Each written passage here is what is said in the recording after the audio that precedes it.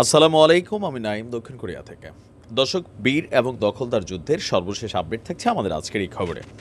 আমি আমার যে নিউজগুলো আপনাদের জন্য আপলোড করি সেগুলোতে আমি ট্রাই করি সবসময় যে আমাদের বীরদের যে সফলতা এবং জয়ের গাথা সেটাকেই প্রকাশ করার জন্য, কারণ অন্যান্যরা তো অনেক কাজই করে। তো যাই হোক, আরও একটা নতুন খবর। তবে এই খবরটা এটা কি কোনো ফাঁদ অথবা ধরেন মানে দখলদারদের সফলতা, বাট আমার কাছে কোথাও না কোথাও মনে হচ্ছে এটা একটা ফাঁদ। তবে দখলদাররাও সচেতন। দর্শক, মাটির নিচে যে গোলকধাঁধার সেই টানেল শহর আমাদের বীররা করে রেখেছে, সেই শহরটাকে নিয়ে জল্পনা কল্পনার শেষ নেই।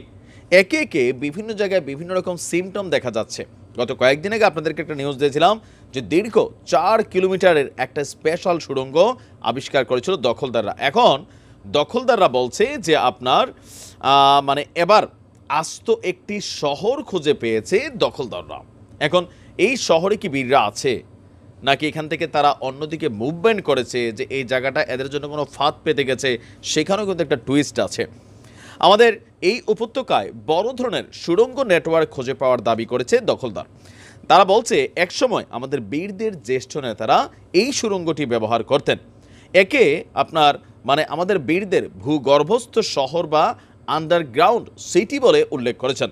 এছাড়া এই নগরীর অভিজাত এলাকা হিসাবে পরিচিত আল রিমালের স্কোয়ারের চারপাশে নিয়ন্ত্রণ নেওয়ারও দাবি করছে দখলদারদের প্রতিরক্ষা বাহিনী। গত কয়েক সপ্তাহ যাবৎ এই এলাকাটির নিয়ন্ত্রণ নেওয়ার চেষ্টা করেছিল দখলদাররা। এখান থেকেই আপনার কি বলা হয় যে আমাদের এই ভূমির যারা মুক্তি আন্দোলনের মানে কাজ করত, প্রশাসনিক সামরিক নেতৃত্ব পরিচালনা করত, বীরদের এই টিমটা এখানেই নাকি থাকতো।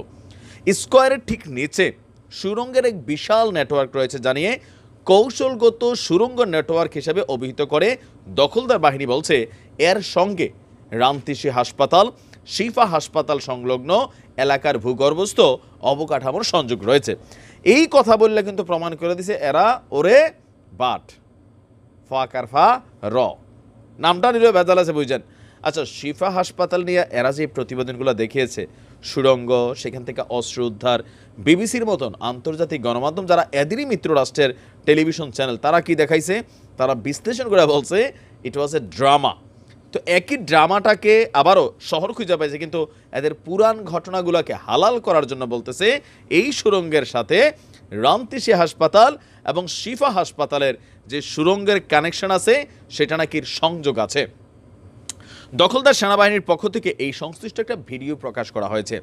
ভিডিওতে এই নগরীর কয়েকটি সুড়ঙ্গ মুখে আপনার প্রবেশমুখ চিহ্নিত করে দেখা হয়েছে। তবে এসব সুড়ঙ্গের সঙ্গে হাসপাতালের সংযোগ রয়েছে এমন কোনো প্রমাণ কিন্তু তাদের প্রকাশ করা ভিডিওতে প্রকাশিত হয়নি।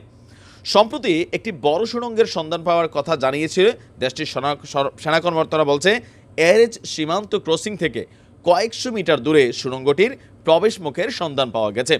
তো কয়েকদিন আগে পাইছে 4 কিলোমিটার, আর আজকে পাইছে এদের দাবি একটা পুরা শহর। বাট এই শহরটাতে বা তারা যতটুকু অংশ ডিসকভার করছে সেখানে আমাদের বীরদের কোনো টিম আছে কিনা, নাকি কোনো রকম মানে ধরেন একটা ফাঁদ পাইতা রাখছে।